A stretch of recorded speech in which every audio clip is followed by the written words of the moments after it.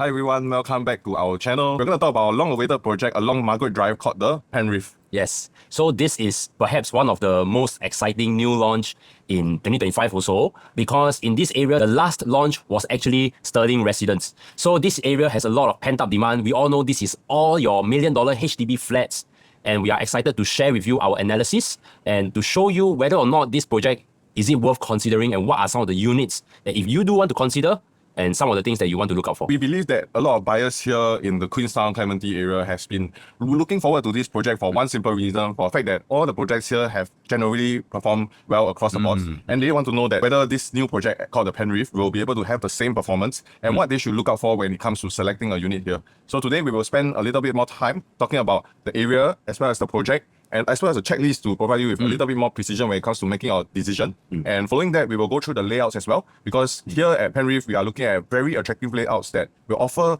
one of these HDB upgraders as well as maybe even first-time buyers a good opportunity at a chance of a good layout in their purchase. Of course, with Penrith, we all know that this location has proven to be great. The HDB clusters as well as the condominiums here that have been around for a long time have been very profitable. Of course, then the question is, given that the location is good, does it always mean that your project will ultimately be profitable when it comes time to sell? So today, we are going to break down the checklist as well as the steps you can take to make sure that when you're making the decision, you're at least making it for a profitable project, or at least one that I think we can foresee it to be well-performing.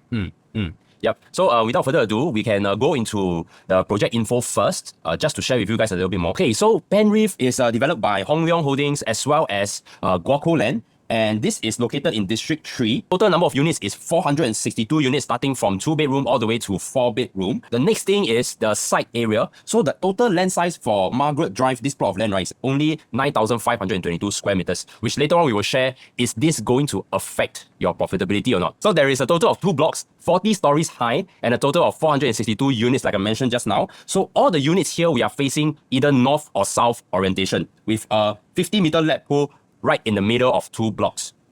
So this is the site plan. We have quite a number of facilities, tennis court as well. And for all the units that are facing towards the south, you are actually overlooking the HDB estates over here. Okay, and those units, right, that are facing towards the north, you can see on the location map here, it is overlooking your entire GCB enclave. So once you clear a certain height, you will have perpetual unblocked view of the GCB area in the future. So for Penrith, the walking distance to MRT is actually less than 5 minutes. Okay, and we all know Singaporeans, we love convenience. And in such a mature estate with so many amenities around you, plus you are so near to the MRT station, right?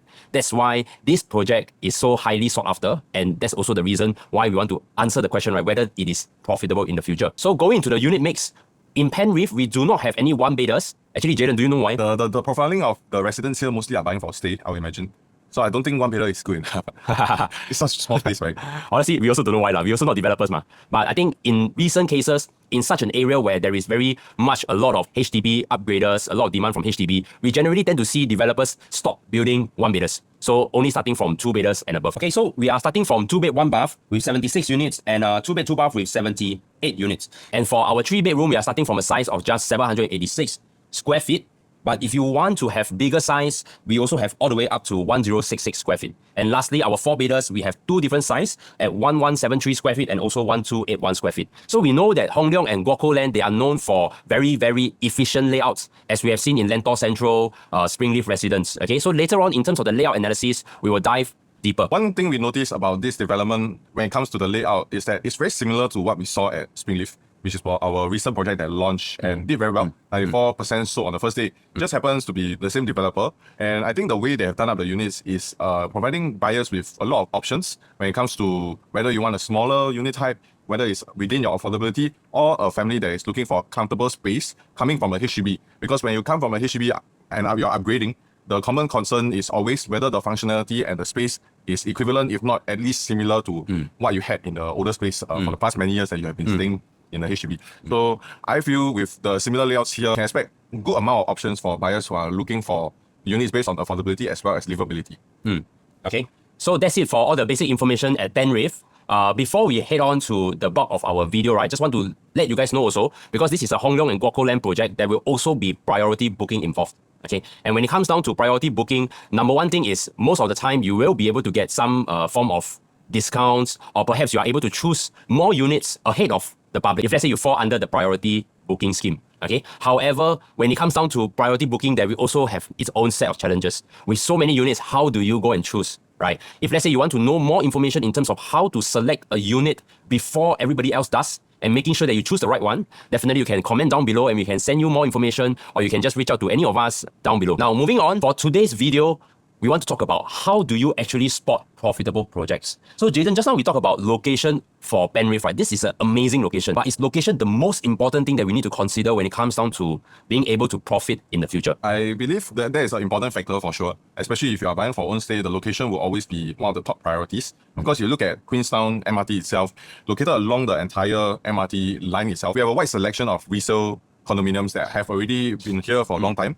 The one thing we notice across the board is that all the projects, despite it being in a very good location, have a very different performance when it came to selling in the resale market. And we want to dive a little bit deeper to understand why there's such a variance in their performance and what's the key factors that play a part when it came to the time where the owners here look to exit. I believe there are many other factors to consider, but we have shortlisted a very, very compressed list of factors or criteria when it comes to choosing the right project.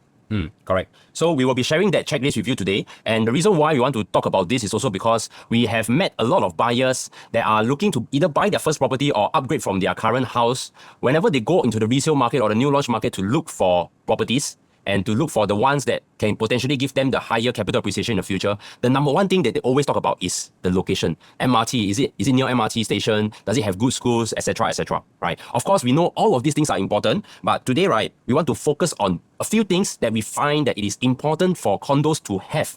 And these are the characteristics that we have observed. Many profitable projects in the past, they all have these few characteristics. Okay, so going into the checklist, the first thing that we want to see is the land size of the project, right? So many people, why do they say that a big land size is a good thing for condominiums?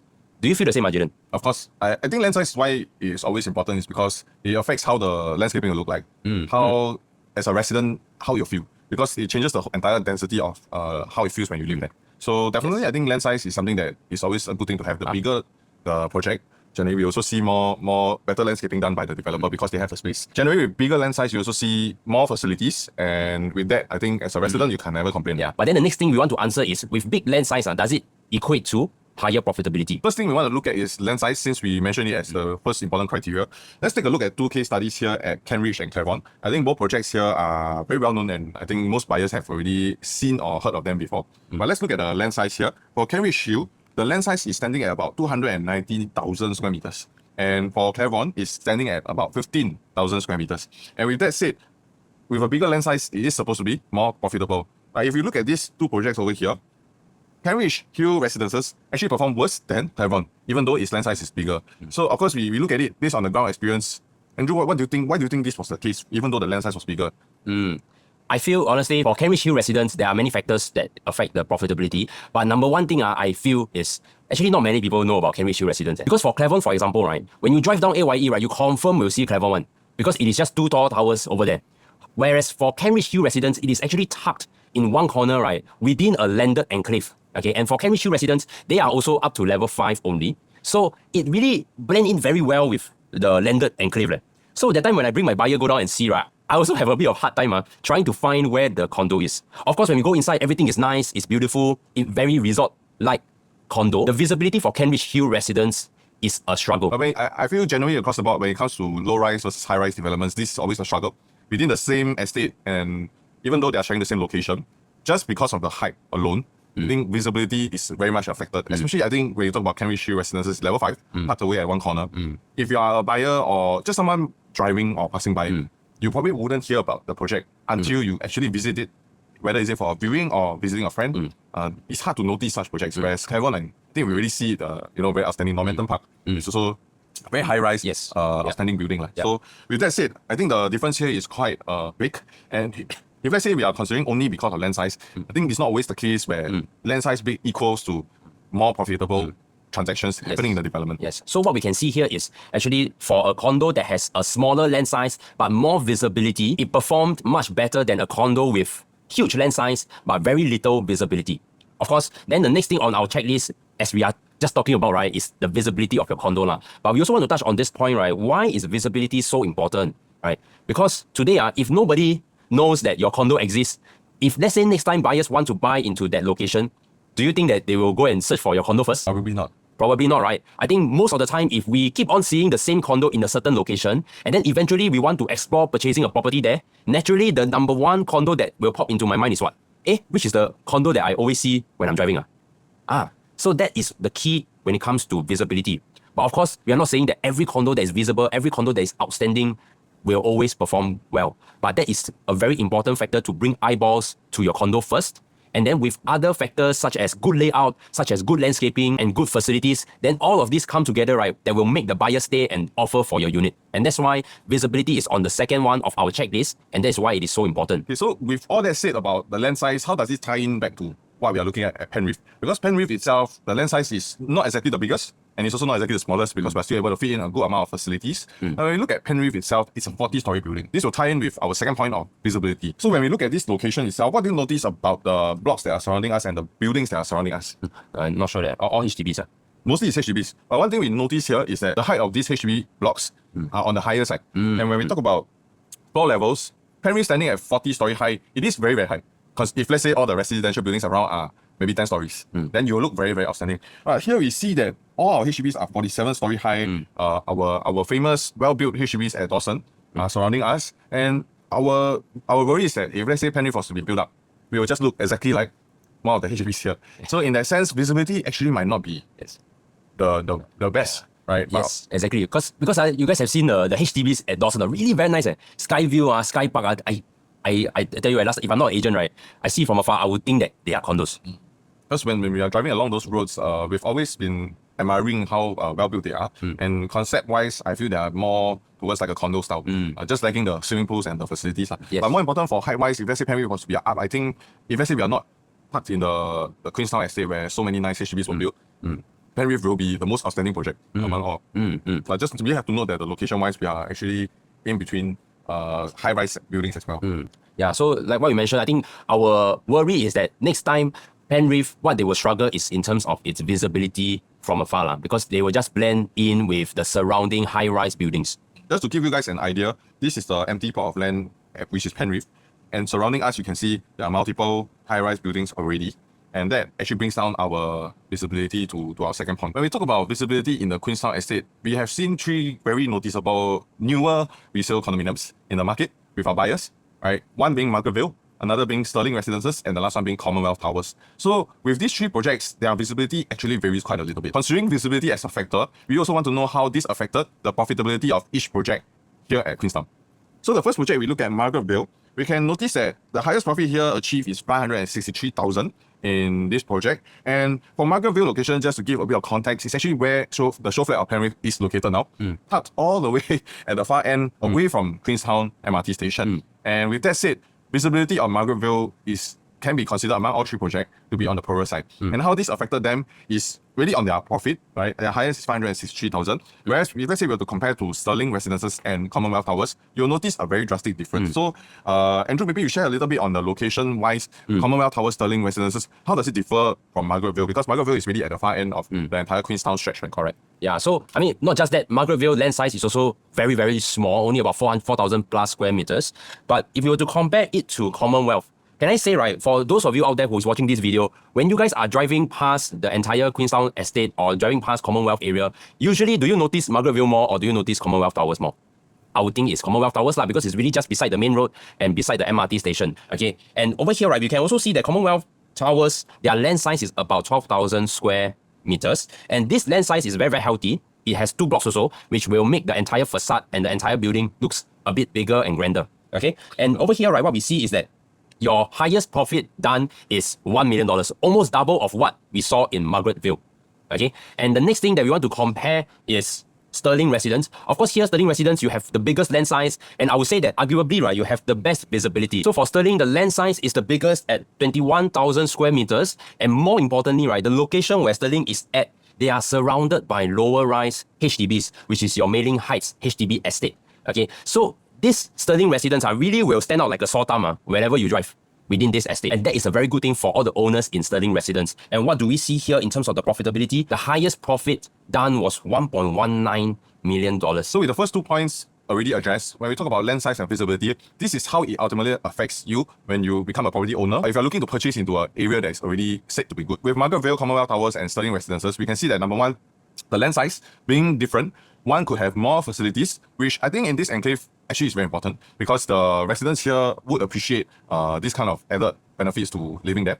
And with Margaret Vale, I think one of the things we saw was that the facilities was a bit small and insufficient for, I think, the amount of units that they had compared to Sterling and Commonwealth Towers with bigger land plots. So naturally, when it came to the resale market, buyers actually preferred the look of Sterling Residences and Commonwealth Towers for the sheer fact that when you walk into the development, the feel is much more comfortable with the landscaping and everything. And secondly, when we talk about the visibility, Margaret Vale being tucked all the way at the corner, where I think not many people will notice if you're driving in Queenstown, unless you go all the way towards Queensway already, then probably you'll be able to see Margaret Vale. Else you wouldn't notice it because of its location. Whereas Commonwealth Towers and Sterling Residences, considering its location and how I think especially Sterling Residences is surrounded by low rise, it really stands out. And as a project itself, it's very known because it's that visible to the public. So this is, as a result, you can see the vast difference in the profits across all these three projects. Just to raise an example. Yes. So we want to know where Penrith stands as well. So I think with Penrith, we are looking at a decent lot size. Visibility may not be as good. Let's say, comparing ourselves to these three projects, where does Penrith stand? Right. So for Penrith, with all the comparisons that we have done, right, we think that Penrith is somewhere in the middle between what we saw at Margaret Vale as well as Commonwealth and Sterling. Reason being, right, number one, the land size is definitely bigger than Margaret Vale. Okay. And number two, in terms of visibility, I would argue that it is still better than Margaret Vale. So that is land size as well as visibility. The last two factors that you want to look out for will be the layout of the units as well as whether or not the developers are they reputable. Honestly, I can tell you the layout is very important because it has to be livable. Okay. And the second thing is then whether the developers, do they have a good and strong track record, also plays a part in terms of whether or not in the future your development will be profitable or not. So in terms of the other two factors, which is layout as well as reputable developers, we won't be diving too deep in today's video. But of course, our next segment for this particular video is we will be talking about the analysis for the floor plans in Penrith. Okay. So first off, we have our 2-bedroom, which is our 2-bed 1-bath at 614 square feet. So this particular 2-bed 1-bath, we only have 2 stacks, which is stack 4 and stack 10. And you are either facing towards the rainbow center or the pool facing. Okay. As for this particular 2-bed 1-bath layout at 614 square feet, I think that we have a decent common bedroom size which can fit your queen size bed as well as your master bedroom with decent size as well. But I think one thing to take note is that this particular layout, you only comes with a L-shaped kitchen, which is something that not everyone will be okay with. And one more thing to take note, which is personally not something that I really like, will be the long corridor walkway into the unit. Okay, so this is the floor plan for the 2-bed 1-bath. But more importantly, right, we want to do a comparison to see whether or not the price point, does it really make sense or is it a fair price? So for Penrith, we want to compare with the nearby resale condominiums, and the one that is the newest will be Sterling Residence. So for Sterling Residence 2-bed 1-bath, the highest transaction done in the resale market is already $1.58 million. Okay. However, we need to understand that Penrith is a harmonized project, whereas Sterling Residence is non-harmonized. So this means that we will take about 7% off of the size of Sterling Residence to really go and compare apple to apple, right? At the harmonized square feet, what is the size for Sterling Residence? So 635 square feet with minus 7%, it gives us 591 square feet of space for 2-bed 1-bath at Sterling Residence. Okay? And with that said, right, this means that if we were to consider Sterling Residence as a harmonized project, the highest transacted per square foot in Sterling Residence for 2-bed 1-bath should be $2,673 per square foot. Now, with this information, right, how do we know whether or not whatever we are entering for Penrith, what is the price that is safe, what is the price that is risky? Okay, we want to take a look, right, in the past, right, actually what is the difference between a new project and the resale project in terms of the price point. So Jayden, do you know, right, for resale and new, right, actually usually what is the price gap that we will consider safe to enter? I'll say if let's say there's a threshold that we are talking about, probably somewhere around the 10% or under range is something that you want to look at in terms of a price buffer from a resale to a new. Correct. I mean, of course, we all know new always more expensive than old, right? Not just property, cars as well. But there's also the threshold, like what Jayden mentioned, that we want to be very careful of. Okay, so if you were to take a look, right, this was back in 2019 to 2021 before COVID period. Over here, right, we can see that actually when we compare certain condos in the District 15 area, the new launch price, right, is about 38% higher than the resale price. Okay, so at this price range, before COVID, it is considered a very, very big price gap. However, right, after COVID, we realized one thing, which is that your resale price actually went up by a lot. Okay, this is because when during the COVID period where there is very low supply of new properties, everyone who needs a house immediately, they just enter the resale market. And that's what drove resale prices up by so much. Okay, but if we want to consider something that is a lot safer, or rather something that we find that it is a norm in the market, we can take a look at these two condos, which is Claremont and Claremont Canopy. One thing we realized is that for Claremont Canopy back in 2021, the average resale price was about $1,500 per square foot. And for Claremont, right, the average price launched during that period was about $1,600 per square foot. This means that, right, the new launch, exactly like what Jayden mentioned, right, is only about 9 to 10% higher. Okay, and fast forward to 2024 and 2025, what do we see in terms of the profitability of Claremont? Was it high or was it low?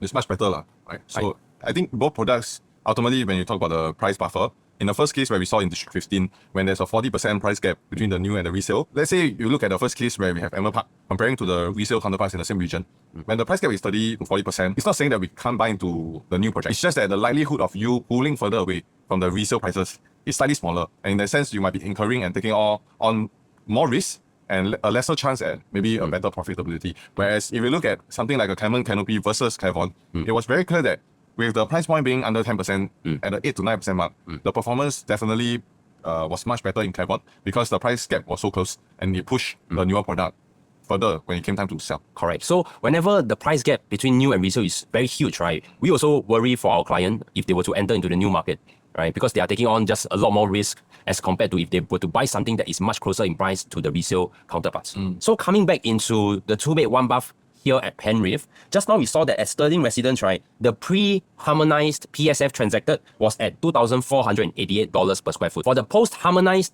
calculation for their transacted per square foot, it is at $2,673. Okay, so if you were to just take a 10% markup from this amount, the safe range that we are looking at is around $2,940 per square foot. Okay, now going back into the safe entry price for Penrith at 2-bed 1-bath, right, what is the price range that we are recommending for you? Considering the entry price for Penrith, then we want to know what is a safe entry price when we talk about a 2-bed 1-bath. So with Sterling at a resale project transacting at $2,488,000 per square foot, if let's say today we are looking at Penrith and you are able to enter at the price of $2,488 per square foot all over, we can say that it's very safe. If we go one tier higher, let's say it's 10% higher at $2,736 per square foot, then we'll still say it's still safe to consider such a purchase. However, once you near the 3,000 per square foot mark, where it's about 20% higher than what the resale is currently doing, then we are saying that in the sense it might not be that safe anymore, and you might take on a bit of risk like what we said earlier when it came to the price gap between the resale and the new. With that said, we are done with the 2-bed 1-bath. The next layout that we're looking at is a 2-bed 2-bath, which is 678 square feet. We have two stacks over here, stack 1 and stack 7. Total of 78 units to choose from, which is about 16.8% of the unit mix. And we have views of either the inside facing, which is a pool, or the HDB surrounding the condominium. So in terms of layout, you are looking at a very, very standard dumbbell layout. One thing, of course, we always appreciate in a 2-bedroom unit is the fact that you can actually enclose your kitchen with a sliding door here. And in terms of the distribution of space, you're also getting a very, very decent living and dining area. And across the board, this is a layout that I believe will be very accepted, even if you're buying for your own stay. Same thing, if you were to look at Sterling Residences as a comparison, the 2-bed 2-bath 678 square foot unit has already done at a price point of 1.818 million. And that equates to $2,681 per square foot. And we take into account the fact that Sterling is also pre-harmonized. We also want to look at the per square foot if let's say they were to be compared to Penrith, which is harmonized. Same thing, we apply to the same concept. 678 square feet minus 7% of space, that will give us 630 square feet compared to our Penrith unit at 678 square feet. This will bring us to the post-harmonized per square foot of 2,886 per square foot. So from here, with this price point, how do we determine what's safe for 2-bed 2-bath? With the resale already doing 2,681 per square foot, if you have any options in terms of 2-bed 2-bath at that price point, if not lower, go ahead and purchase it because we feel like it's very safe. Whereas if you go 10% higher at 2,949 per square foot, this is getting a bit higher already, but it's still relatively safe comparing to our resale counterparts because it's just 10% higher. And the last one at 3,217 per square foot, this is where you might want to consider your options elsewhere or choose to walk away, especially if you are buying this for investment. After running through both layouts, 2-bed 1-bath as well as 2-bed 2-bath, the question is then which one should you go for? First thing you want to consider is the price. There's most probably a premium of roughly about $200,000 for a 2-bed 2-bath versus a 2-bed 1-bath. So the question is this $200,000 worth it when it comes to paying for additional bathroom? Of course, with this price premium, we want to consider one more thing, which is your ROI. Correct. So whether or not you are able to afford, that's one thing. I mean, of course, if let's say you are able to afford, right, then the next question, like what Jayden mentioned, is whether it is worth it to top up that 200,000, right? So if we were to take a look at Sterling Residence, one thing we can realize is that the highest profit done for 2-bed 1-bath is around 369,000, whereas for a 2-bed 2-bath is about $480,000. Okay, and we put into the ROI, we've noticed that for 2 bed 1 bath, the ROI is 86%, whereas your 2 bed 2 bath, your ROI is 92%. Of course, based on ROI, we always tell our clients, if you are able to afford to top up a little bit more, definitely go for a 2 bed 2 bath, because this will give you an easier time to exit in the future as well. Jayden, do you know why this area, right, we really want our clients to go for a 2 bed 2 bath or not? When we look at the profiling of certain HDB estates particularly, here we have a huge amount of people coming in from the HDB market. And generally, when we talk about layout again, HDB upgraders will still want that luxury of space. And if you think about a standard family profile of 3 to 4 packs, in the morning, the last thing you want is to be preparing for work, school, and any other activities, and fighting for one toilet only just to prepare, right? So I think the functionality of their bathroom comes into play when you talk about the profiling of the Queenstown residents and the upgraders who are looking to do so with Penrith. Of course, not to say that every time you go anywhere, any project, it is always the 2 bed 2 bath that is a better buy as compared to the 2 bed 1 bath. It all depends on the exit crowd. It depends on what is the other factors that you want to look out for, such as rental yield, etc., etc. Right? Of course, if let's say you want us to analyze for you in terms of other projects as well, you can let us know down in the comments below. We'll be more than happy to help. Now, moving on to the 3-bedroom analysis. 3-bedroom, we have the smallest one starting from 786 square feet. So 786 square feet for 3-bedroom in this year's new launch market, we are seeing it more and more often in many different projects. Okay, so because number one is the harmonization effect. Number two, developers also want to build more efficient layout, okay, to keep the quantum low. So what we can see here in this 786 square feet layout is a very standard 3-bedroom layout with an enclosable kitchen with a window attached in the kitchen. And you have your dining area, which you can easily fit up to a 6-seater dining table, and also your living and balcony. But more importantly, this is a conventional layout with both bathrooms, right, coming with a window as well. However, one thing to take note is your common bedroom is actually only 8 square meters. Nowadays, most of your new launch condos, their common bedroom is about 9 square meters. With this 1 square meter difference in the bedroom, it really, we can feel it if you go down to the show flat and take a look. So this is one of my concerns. So this is the 786 square feet layout. The next layout will be your 850 square feet layout. So for these two layouts, right, they are almost similar, just that for certain parts of the house, it might be slightly bigger. We do not have the actual dimensions yet, but more importantly, you can see that the main difference comes in the foyer area as well as the living and dining area. For these two layouts, we only have 1 stack each, total of 39 units for each layout. When we compare it to Sterling, actually 786 square feet is the size of the 2+ study Sterling residences. This is something that I think not many people notice. So with that said, if let's say we were to buy into Penrith 786 square feet, one thing we are sure of is that when it comes time to sell in a resale market, you will be the cheapest 3-bedroom in the market because you are comparable to even a 2+ study in another development. Of course, then we want to apply the same concept of harmonizing the resale project. And with that said, Sterling residents have already done 2.2 million for their 883 square feet layout. And this is equating to a per square foot of $2,492 per square foot. So assuming Sterling is harmonized, their square footage will drop to 821 square feet. That will bring their per square foot to 2680 per square foot. So with that said, how do we determine what's our fair entry price? Similarly, like the 2 bedrooms, you want to consider a 10 to 20% margin. If today you can buy into Penrith for 3-bedroom compact at 2,492 per square foot, then we'll classify it as safe. And if let's say you are buying at 2,741 per square foot, that is still relatively safe because it's just a 10% margin from what our resale counterpart is doing. Once you are entering close to 3,000 at 2,990 per square foot, that is where we will strongly advise you to consider your options wisely and also relook at your other options. So moving on, we have our 3-bedroom premium, which is the layouts that are more palatable for the upgraders because it's almost exactly the same, if not the same as the current 4-room HDBs out there. So in this layout, we notice that there's adequate space allocated for storage, even in the 936 square feet layout. There is a proper storeroom as well as a yard area and a WC. So this will translate to a very, very functional layout for all these upgraders out there. You also have 2 proper bedrooms. However, do note that the size is 8 square meters. And the master bedroom as well, which is a fair size. And the living area and dining area is also well allocated and it doesn't feel that squeezy. On top of that, you also have a foyer space to give you that privacy coming back home. So for the other layout at 1066 square feet, there is very, very slight differences here that we notice. So the living area, you'll notice one thing is wider compared to the 936 square feet one. And actually the balcony space is slightly bigger at 7 square meters versus 5 square meters. And the kitchen space here is also longer and bigger. And throughout the other parts of the house, actually you don't really see that much of a difference. One last thing you can probably see here is that there is a walk-in wardrobe and a master bedroom. So these are the differences. So with that said, I think the preferred layout that we hear or see on the ground now, when we speak with our buyers, is the 936 square feet layout. Because it offers you the functionality. There's no wasted space in the additional area that they have built into the living. And the kitchen space, the difference is marginal. The last thing is of course the wardrobe. So if these 3-4 items are something that you are willing to pay more for, then go for it. But I think 936 is the sweet spot here that we're looking at. Yes, exactly. And if you are going to get those few things that Jayden had mentioned, it is going to be at least about $200,000 more expensive to your price tag. So that's another thing to think of as well.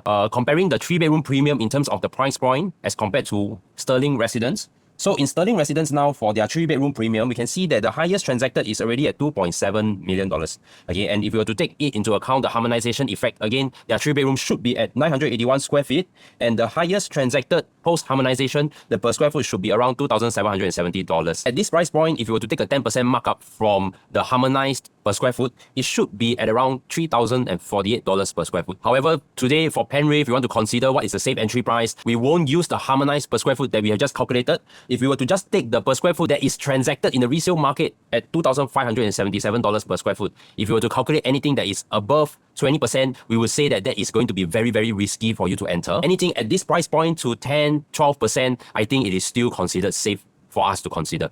Okay, now the next thing for us to take a look is then between 3-bedroom compact and 3-bedroom premium, which one should you go for?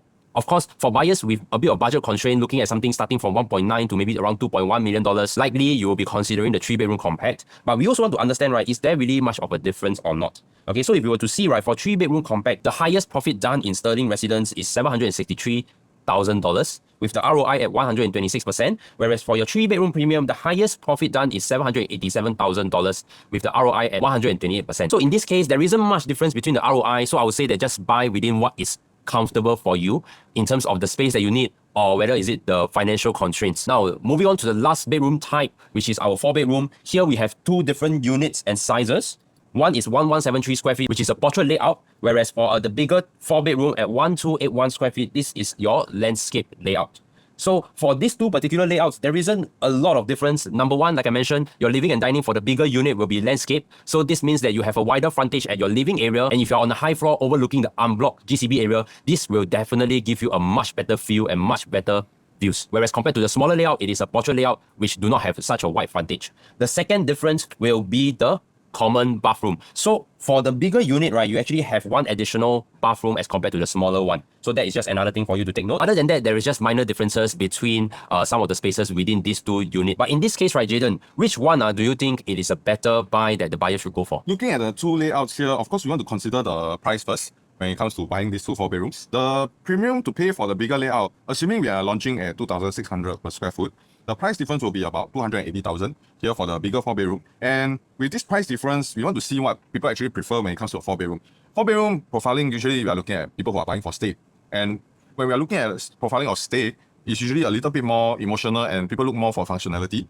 And with that in a 4-bedroom, I generally see that buyers prefer to have a landscape layout in a 4-bedroom unit rather than a portrait layout. For the simple fact that there's more people in the house, and with hosting it's also easier. If you are buying, especially with the view of what we have here at Penrith, facing towards the Rainbow Centre and the GCB enclave, if you are staying in a 4-bedroom, you want to come home to a large living room with a good sized balcony facing the unblocked view compared to a portrait one, which is much narrower. I personally believe that in the resale market, that will feel a lot better if you are a homeowner or even a future buyer. Assuming that the per square foot is $2,600, we also want to see whether this top up of 280,000 is worth it.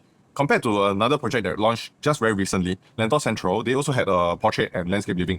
However, for their smaller portrait layout for a 4-bedroom, it was 400,000 cheaper than the landscape layout that they had in their 4-bedroom. In that case, then you might want to consider whether the price premium is too big to pay for this additional space and the functionality. So in this case, I think when we talk about 280,000, it does look a little bit more attractive compared to what we had at Lentor Central. Yes, so for the 4-bedroom layout, definitely our top choice will be the bigger size at 1281 square feet. With a better layout in general, we are just paying slightly higher than the smaller layout. So if you are able to stretch for the 4-bedroom, we would suggest to really consider the bigger one. Alright, so that's the end of our project analysis video for Penrith.